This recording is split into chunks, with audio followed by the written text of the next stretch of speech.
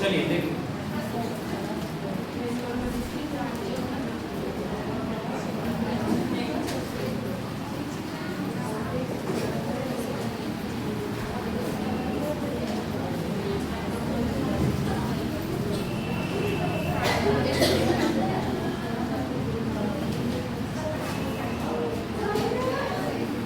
चलिए कल रिवीजन करते हैं।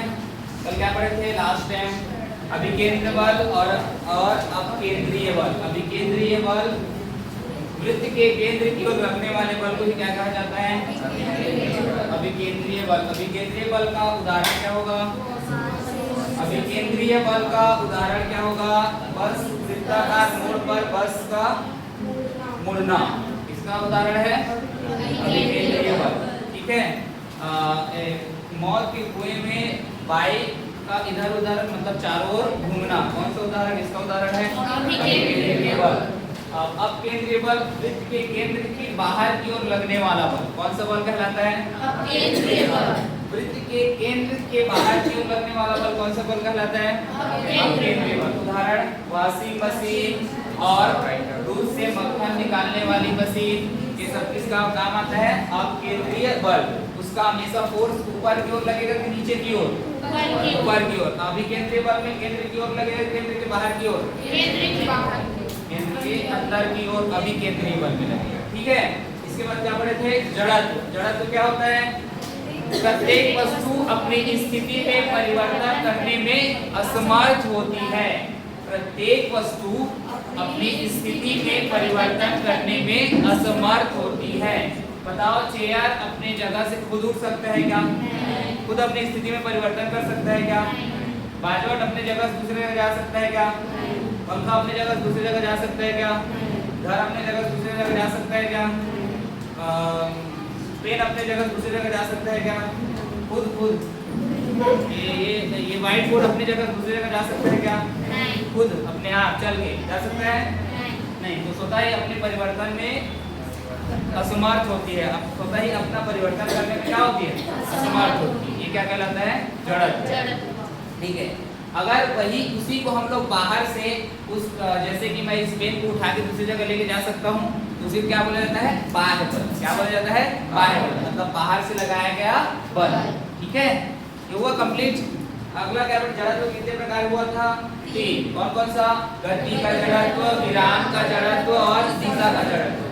तो गति का जड़त्व, यदि कोई वस्तु गतिशील है तो वह तब तक गति करती रहेगी जब तक कि उस पर कोई बाहर से बल ना लगा दे। ये कौन सा जड़त्व कहलाएगा? गति का जड़त्व। जैसे कि बस में आप चल रहे हैं, ठीक है, बस चल रही है, तो पूरा आपका शरीर किस अवस्था में है उस टाइम? गति अवस्था में। किस अवस्था में है? गति अवस्था। जैसे ही बस रुका तो पूरा शरीर आपका किस अवस्था में था? गति अवस्था। बस के जैसे ही रुकते ही आपका पैर उस बस के संपर्क में है। आपका पैर किसके संपर्क में है? बस के संपर्क। अब बस रुका तो पैर भी रुका, तो पैर तक वो कंट्रोल करेगा, लेकिन ऊपर वाला एरिया कंट्रोल नहीं हो पाएगा। वो तो चल रहा था, ये वाला पैर क्या हो गया? रुक गया, बाकी ये तो चलती हुई बस कभी भी ब्रेक लगाते हैं तो किस ओर झुका जाता है? आगे की ओर। अब विराम का जड़त्व में क्या होता है? जब कोई वस्तु स्थिर है तो वह स्थिर ही रहेगी जब तक कि उस पर कोई बाहर से बल न लगाए, जब तक मैं उस वस्तु को उठा के इधर से उधर न कर दूं।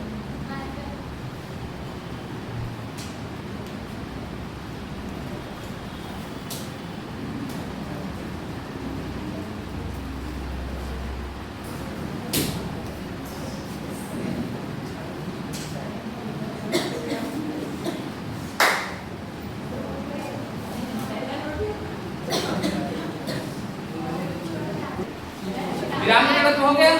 विराम का जड़त्व क्या होता है? यदि कोई वस्तु विराम अवस्था में है तो वह विराम अवस्था में ही रहेगी जब तक उस पर कोई बाह्य बल न लगा जाए। समझ में आया?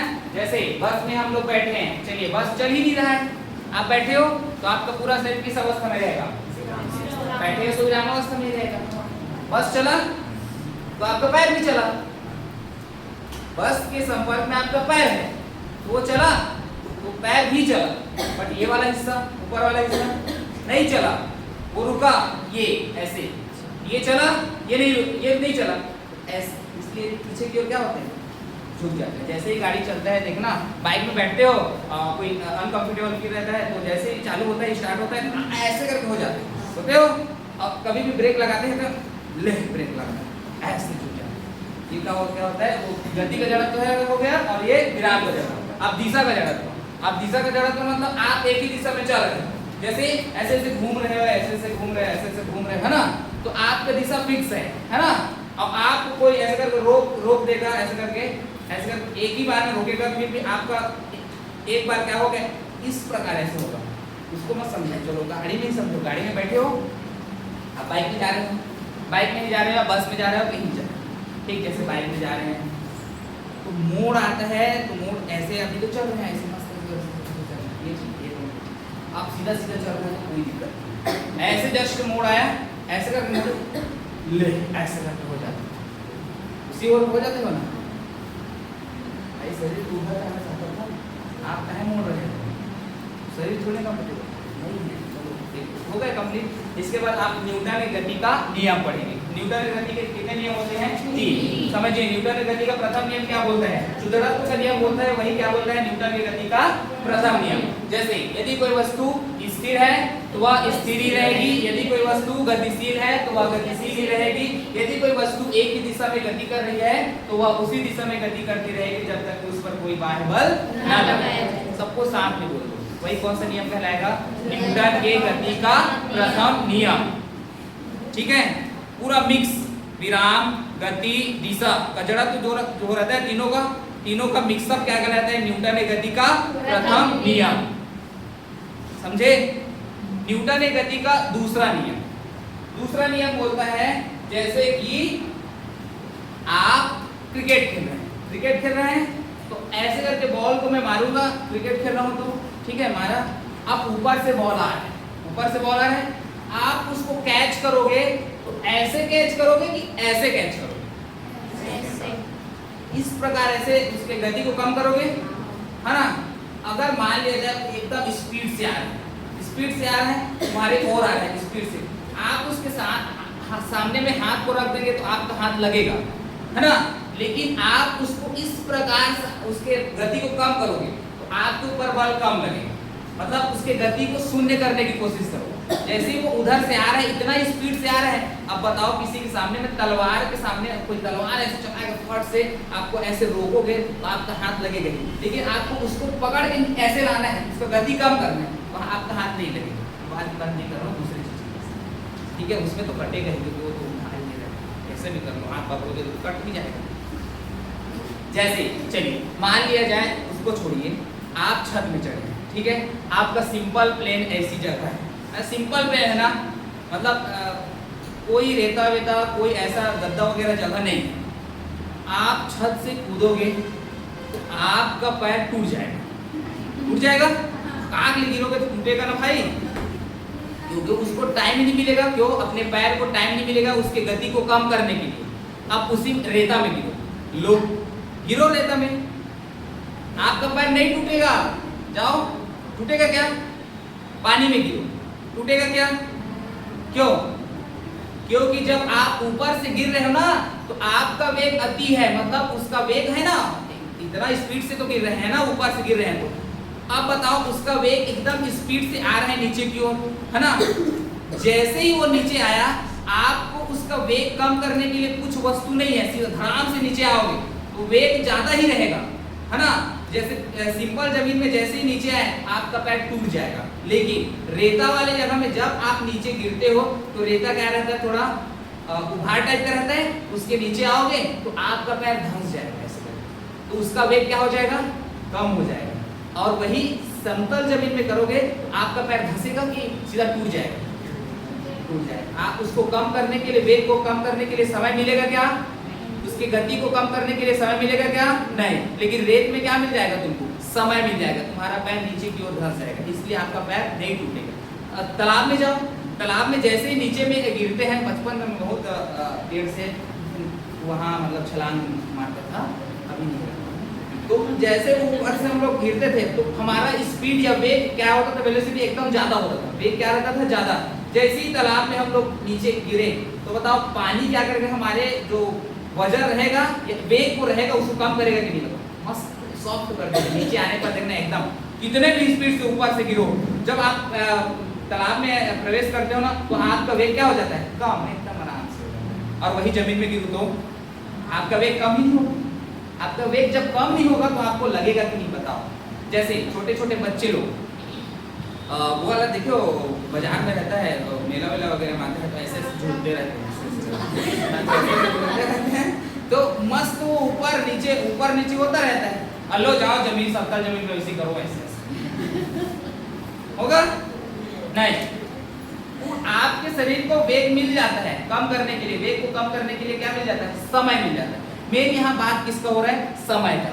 जितना आप समय दोगे किसी गतिशील वस्तु को, जितना आप समय दोगे तो आपको बल क्या लगेगा, कम लगेगा। और जितना समय आप कम दोगे, मतलब समय को ज्यादा दोगे तो बल क्या लगेगा, समय को ज्यादा दोगे तो बल क्या लगेगा, और समय को कम दोगे तो बल ज्यादा।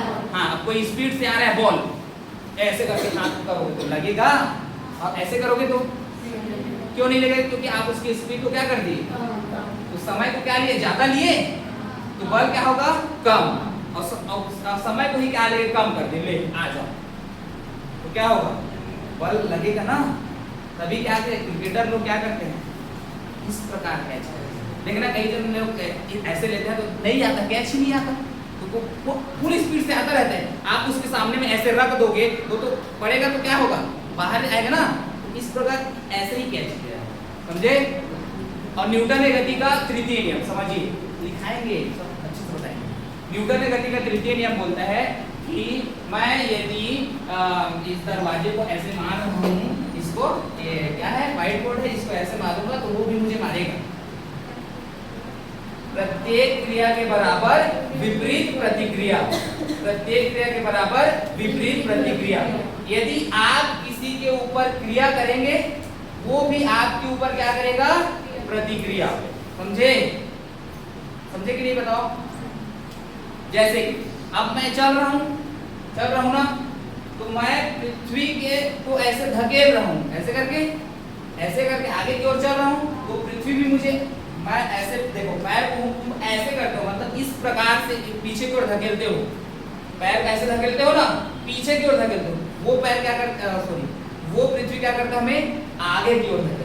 आप पीछे की ओर इसको धकेल रहे हो, वो हमें क्या करता है, आगे की ओर। नाव में आ जाओ, नाव में बैठे हो आप, ठीक है, नाव में बैठे हो। अब नाव के एक किनारे से आपको बाहर आना है, पानी में है नाव, आपको बाहर में कूदना है, ठीक है। जैसे ही आप नाव से किनारे में से कूदे तो आप नाव को पीछे धकेलते हो, है ना, तो वो नाव क्या करता है, तुमको आगे धकेलता है। प्रत्येक क्रिया के बराबर विपरीत प्रतिक्रिया। अब मान लीजिए आप गोली चला रहे हैं, बंदूक चला रहे हैं, तो जैसे ही आप गोली चलाओगे तो कैसे देखना, गोली चलाते हैं ना, तो जैसे ही वो गोली आगे जाता है तो व्यक्ति ऐसे होता है, क्योंकि वो गोली इतना स्पीड से गया है कि वो आगे की ओर लगा है बल उसके ऊपर, वो भी क्या किया, हमारे ऊपर पीछे में प्रतिक्रिया बल लगाया। मैं क्रिया किया, उस गोली को चलाया तो आगे गया, तो मैं क्या हुआ, ये कौन सा होगा, न्यूटन की गति का समझ में आया बेटा। न्यूटन गति का प्रथम नियम कौन से नियम को दर्शाता है, न्यूटन गति का नियम क्या होता है, यदि कोई वस्तु संवेग परिवर्तन की दर वस्तु पर लगाए गए बल के अनुक्रमानुपाती होता है, बोलो, संवेग परिवर्तन की दर वस्तु पर लगाए गए बल के समानुपाती होता है। बोलिए फिर से, समानुपाती या अनुक्रमानुपाती से समझिए क्या बोला है, संवेग परिवर्तन की दर वस्तु पर लगाए गए बल के समानुपाती होता है। कहने का मतलब संवेग परिवर्तन की दर, तो संवेग परिवर्तन की दर कौन होता है, del P upon del T. संवेग है पी, परिवर्तन का चिन्ह कौन होता है, डेल। तो संवेग परिवर्तन की दर, समय को क्या बोलते हैं, दर।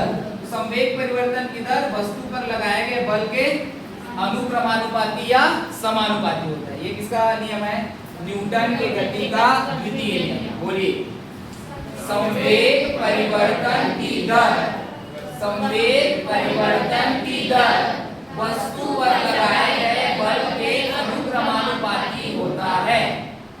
बोलो, संवेग परिवर्तन की दर वस्तु पर लगाए गए बल के अनुक्रमानुपाती होता है। Del P upon del T बराबर F। के मान लो F इंटू के एक क्या है नियतांक, आगे सबको समझाऊंगा ना। तो के बराबर एक ही मान लो, del P upon del T बराबर क्या हो गया सिर्फ F। के बराबर क्या मान लिए तुम लोग F। समझिए समय कम लोगे तो बल ज्यादा, बताया था समय कम लोगे तो बल ज्यादा और समय ज्यादा लोगे तो बल कम, है ना, ये याद रखना।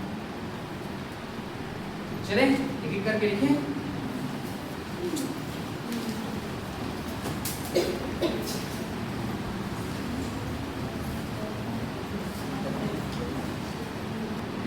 चलिए देखिए न्यूटन के गति का प्रथम नियम क्या बोलता है, यदि कोई वस्तु विरामावस्था में है तो वह विरामावस्था में रहेगी, यदि कोई वस्तु गत्यावस्था में है तो वह गत्यावस्था में रहेगी, तथा वस्तु एक ही दिशा में है तो वह उसी दिशा में गति करती रहेगी जब तक कि उस पर कौन सा बल ना लगा दे, बाहर से बल ना लगा दे। एग्जाम्पल क्या है, बस के एकाएक रुकने पर व्यक्ति आगे की ओर झुक जाता है, बस के एकाएक चलने पर व्यक्ति पीछे की ओर झुक जाता है। कंबल को छड़ से पीटने पर, कंबल है तुम्हारे घर का कंबल बहुत गंदा हो चुका है, ठीक है, बहुत धूल धक्कड़ है, तो आप उसको धोने नहीं जाओगे, पहले आप उसके धूल को निकालोगे। धूल को कैसे निकालोगे, छड़ी से पीट कर या लकड़ी से पीट कर निकालोगे। तो जैसे उसको मारोगे, पहले वो कौन सी अवस्था में था, वो धूल विरामावस्था में था, आप उसको मारोगे तो बाहर से मारोगे कि अंदर से, उसके कंबल के अंदर घुसोगे कि बाहर से मारोगे, छड़ी से बाहर से मारोगे तो कौन सा बल लगाओगे, बाहर। तो जैसे ही बाहर बल लगाए वो विरामावस्था से कौन सी अवस्था में आ गया, गत्यावस्था, बाहर निकल गया ना, दौड़ते दौड़ते धूल, ये हो गया कंबल का बराबर है। बस के एकाएक मुड़ने पर, अब बस एक ही दिशा में जा रहा है, जैसे ही मुड़ा तो आपको ऐसे कहां से क्या होगा, टकराओगे, मुड़ेगा तो ये रुको रुको ऐसे करके नहीं होता है, ये होता है। अब तीव्र गति से, अब बंदूक की गोली चली है, तीव्र वेग से आ रहे, देखना कभी भी शूटर लोग जो रहते हैं, शूट करते हैं, किसी को मारना वारना रहता है तो क्या करते हैं, एक बहुत दूर से एक बिल्डिंग से दूसरे बिल्डिंग में मस्त लगाएंगे, चेयर पे लगाएंगे, बैठने का जगह लगाएंगे, नहीं देखो मूवी वगैरह, बैठेंगे मस्त और दूसरे बिल्डिंग को मस्त निशाना बनाएंगे। वो अपने ऑफिस में मस्त चाय पी रहा है, ठीक है, वो अपने ऑफिस में चाय पी रहा है, उसको थोड़ी पता है मरने वाला हूँ करके, अब वो चाय पी रहा है, ठीक है, बॉस है किसी का, उसको दुश्मनी किसी वाले, कोई लोग बैठे अब चाय पी रहे हैं, तो वो चाय पी रहा है, उसको थोड़ी पता मैं मरने वाला हूँ करके, तो वो बैठ के मस्त चाय पी रहा है, वो अच्छा निशाना बनाता है उधर से दूसरे बिल्डिंग से, दूसरा उसका दुश्मन निशाना बनाता है, उसको माथा भी निशाना बनाता है, और ठीक है, और वहाँ कांच भी लगा है ना, कांच भी लगा है, तो कांच के मस्त ऐसे गोल करेगा, कांच के एकदम निशाना लगाएगा, और वो निशाना कहाँ जा रहा होगा, उसके माथे पर जा रहा होगा। जैसे उधर से स्पीड से आएगा ना, वो कांच को जहाँ से वो स्पष्ट निशाना बनाया था उसी एरिया को लेके जाएगा, बाकी का एरिया कुछ नहीं होगा। विरामावस्था में है तो विरामावस्था में ही रहेगा। आप उस किसके ऊपर सिर्फ बल लगाए थे, कांच के वो मेन निशाना के ऊपर, वो उस एरिया के कांच को क्या करके आगे लेके चला जाएगा और उसके माथे को तोड़ देगा, तो गिर जाएगा, मार जाएगा, ये होगा, ठीक है, समझना है, ये होता है।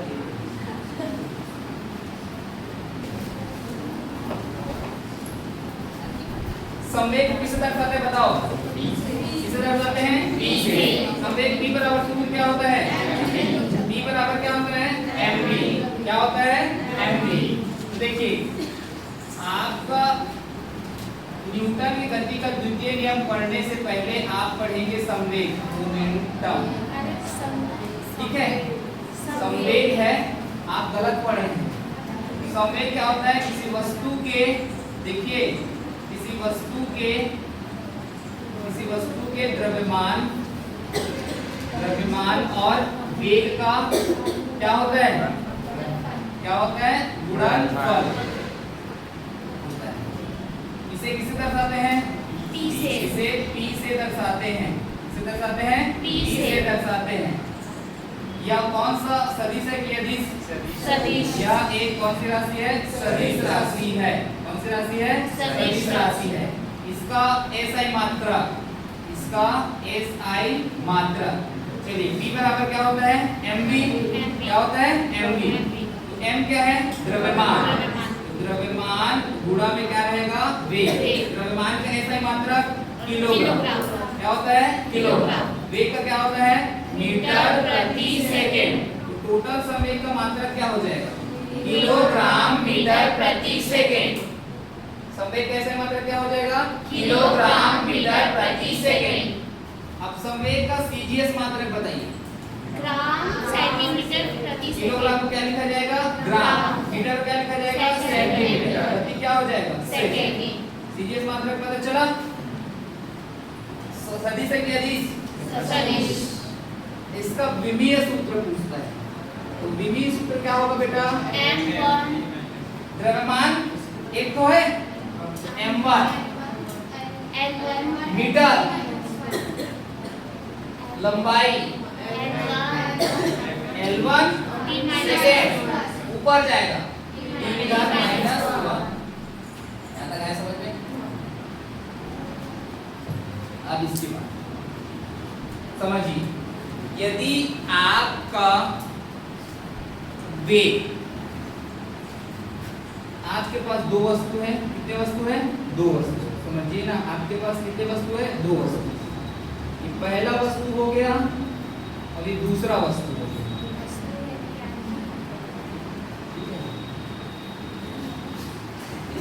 पहला वस्तु और दूसरा वस्तु, दोनों का द्रव्यमान सेम टू सेम है।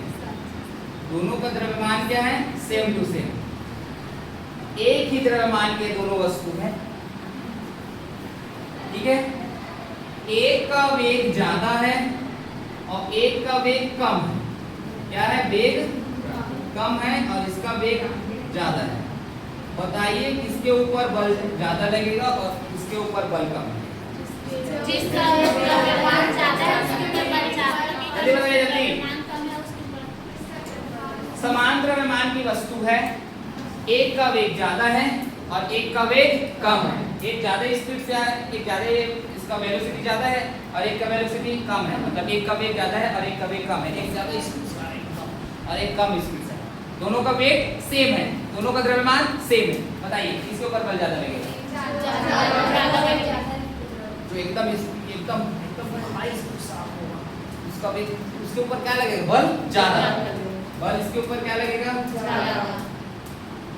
और इसके ऊपर बल कम।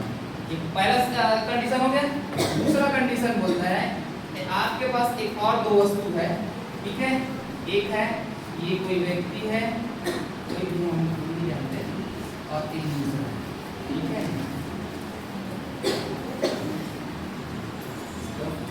अब देखिए, अब यहाँ आपके एक जन का वेग है, इसका भी वेग समान है, ठीक है? इसका भी वेग समान, दोनों का वेग एक ही चीज है, 5 मीटर प्रति सेकेंड। इसका भी क्या है? वेग 5 मीटर प्रति सेकेंड। दोनों का वेग तो सेम टू सेम है। हाँ, इसका द्रव्यमान ज्यादा, इसका द्रव्यमान कम। बताओ किस वस्तु को रोकने के लिए ज्यादा बल लगेगा?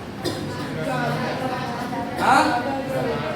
तो बताइए, हर चीज में आपको किसके हिसाब से आप बता रहे हो? किस को देख के आप बता रहे हो कि उसके ऊपर बल ज्यादा लगेगा?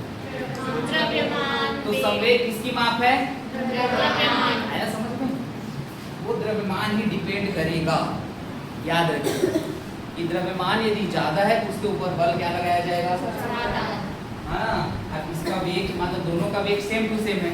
एक एकदम मस्त हाथी जैसा व्यक्ति है और एकदम मतलब उसका द्रव्यमान ज्यादा है, और एक पतलू जैसा एक व्यक्ति है, ठीक है? अब वो हाथी जैसा व्यक्ति और उसका भी वेग समान है, और जो पतलू टाइप का व्यक्ति उसका भी वेग समान है। दहाड़े एकदम ले गिर जाओ भाई, वहीं से पड़ से गिरोगे तो उसका भार क्या है? ज्यादा है, और वो पतलू वाला व्यक्ति आएगा उतने स्पीड, कोई दिक्कत नहीं, आगे टकरा देता, कुछ नहीं होगा। तो किसकी माप है? संवेग किसका माप है? द्रव्यमान की माप है। समझे? याद रखना, संवेग द्रव्यमान की माप। समझ में आया बेटा? चलिए यहाँ तक नोट कीजिए, आगे चलते हैं। नल का टोटी बंद कर देते हो और अंदर से पानी आ रहा है तो क्या आ जाता है? चलो इधर, यदि यदि दो वस्तुएं जिसका वेग क्या है समान है, तो बताइए दो चीजें हैं आपके पास, कार और स्कूटर, दोनों का वेग क्या है समान, दोनों ही एक ही वेग से आ रहा है, गति करते हुए एक ही वेग से आ रहा है। आप बताइए संवेग किसका ज्यादा हो? भारी वस्तु का संवेग हल्की वस्तु के संवेग से अधिक होगा। संवेग मतलब कौन कौन काउंट होगा उसमें? द्रव्यमान और वेग। अब बताओ, मान लिया जाए कोई व्यक्ति को नहीं लेते हैं बार बार, मान लिया जाए कोई और चीज खड़ी है, ठीक है, बकरी बकरी, ठीक है। अब मान लिया जाए कार आ रहा है उसी वेग से और आ रहा है एक तरफ से स्कूटर, है ना, दोनों का वेग सेम टू सेम है, तो बताओ कार उसको अच्छे से धक्का दे पाएगा कि स्कूटर? कार के में वो मर जाएगा जो भी है वो, लेकिन स्कूटर के में सिर्फ उसको चोट वोट लगे थोड़ा इधर, है ना। क्यों लगेगा? क्योंकि उसका द्रव्यमान और वेग दोनों काउंट हो गया। अब बताओ कार का द्रव्यमान कितना रहा होगा? ज्यादा, पता है द्रव्यमान की माप होती है, याद रखना। कार का द्रव्यमान क्या होगा? ज्यादा, और स्कूटर का तो उसको ज्यादा चोट कौन पहुंचाएगा? भारी वस्तु का संवेग, है ना। भारी वस्तु का संवेग ही उसको ज्यादा नुकसान पहुंचाएगा ना, हल्की वस्तु का संवेग उसको ज्यादा नुकसान पहुंचा पाएगा क्या? नहीं। तो हमेशा याद रखना, यदि दो वस्तुएं समान वेग से गतिमान है, समझिए, यदि दो वस्तुएं समान वेग से गतिमान है तो भारी वस्तु का संवेग हल्की वस्तु के संवेग से क्या होती है? अधिक होती है। क्या बोला? यदि दो वस्तुएं समान वेग से गतिमान है, क्या बोला? यदि दो वस्तुएं समान वेग से गतिमान है तो भारी वस्तु का संवेग हल्की वस्तु के संवेग से अधिक होगा या ज्यादा होगा। समझ में आया? चलिए बोलिए एक बार। यदि दो वस्तुएं समान वेग से गतिमान है तो भारी वस्तु का संवेग हल्की वस्तु के संवेग से अधिक होगा। समझे? इसको लिखे और इसको मैं प्रूफ भी करता हूं।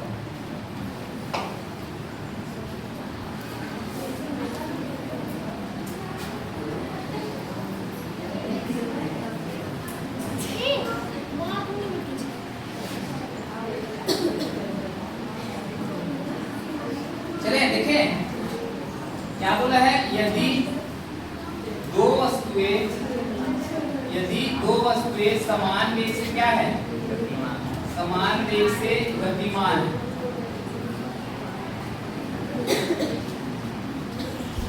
यदि दो वस्तुएं समान वेग से गतिमान है तो भारी वस्तु का संवेग हल्की वस्तु के संवेग से क्या होगा? अधिक होगा। माना भारी वस्तु का द्रव्यमान क्या ले ले? m1। हल्की वस्तु का द्रव्यमान क्या लोगे? m2। हल्की वस्तु का द्रव्यमान क्या है? m2। बताओ दोनों का वेग समान होगा कि नहीं? दोनों का वेग जो है, वेग मतलब v क्या होगा? समान, मतलब v बराबर क्या होगा? v है। इसके लिए भारी वस्तु के लिए वेग भी क्या रहेगा? v, और हल्की वस्तु के लिए वेग भी क्या रहेगा? v। दोनों का मान चेंज नहीं होगा। जैसे यहाँ m1 और m2 है ना, वहाँ नहीं रहेगा, v1 और v2 नहीं रहेगा। दोनों का वेग क्या होगा? समान, मतलब भारी वस्तु का वेग v बराबर क्या होगा? v, और हल्की वस्तु का वेग बराबर v बराबर क्या होगा? v। ये हो गया। और भारी वस्तु का संवेग बताइए, भारी वस्तु का संवेग किस तरह कहते हैं? v1 होगा, तो हल्की वस्तु का संवेग क्या होगा? v2। समझिए, भारी वस्तु का संवेग निकालो। भारी वस्तु का संवेग क्या होता है बेटा? p बराबर क्या होता है? mv होता है। तो भारी वस्तु का संवेग क्या है? v1। भारी वस्तु का द्रव्यमान क्या है? m1। उसका वेग क्या है? v। समझ में आया यहाँ तक? समीकरण नंबर अब हल्की वस्तु का निकालो, हल्की वस्तु का संवेग क्या है? P बराबर mv। तो हल्की वस्तु का संवेग P2, हल्की वस्तु का द्रव्यमान m2, वेग क्या होगा? समीकरण नंबर 2। समीकरण 1 में 2 को भाग दे दो, समीकरण 1 भागित 2, P1 बटा m1 बटा v बटा दोनों क्या आया? P1 बटा P2 बराबर m1 बटा m2। बताओ m1 ज्यादा होगा कि m2? ऊपर वाला ज्यादा रहेगा कि नीचे वाला? ऊपर वाला ना। P1 कौन है? भारी वस्तु का संवेग। m1 कौन है? भारी वस्तु का द्रव्यमान। अर्थात आप क्या लिखोगे? P1 बड़ा है किससे? P2 से। हो गया? अर्थात आप क्या लिखोगे? भारी वस्तु का द्रव्यमान बड़ा है किससे? हल्की वस्तु के द्रव्यमान से। Prove that।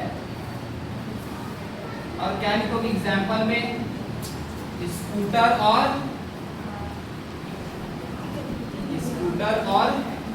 कार समान वेग से गतिमान।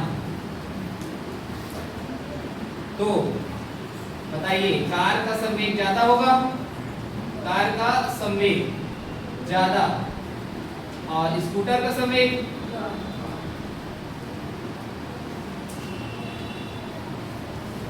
लीजिए